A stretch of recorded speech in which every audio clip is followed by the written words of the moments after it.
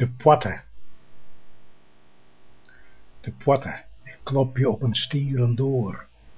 Een vreegend loek, mooi eren, het skoot iepen. Wij binnen dicht, zoit het bleke gezicht. Het verkennen, weerjocht het likwols in zijn eren. En kaaien draaien in de smadde gotten om. Een grutte zeel, kierslucht drippet bij de mormdel. Een kiste stiet in het midden, maar op het zwattelid een glazen kunstgebied. O, hoe lang ben ik het kwijt? Als een blier baan hebt het mij lienig efter de lippen.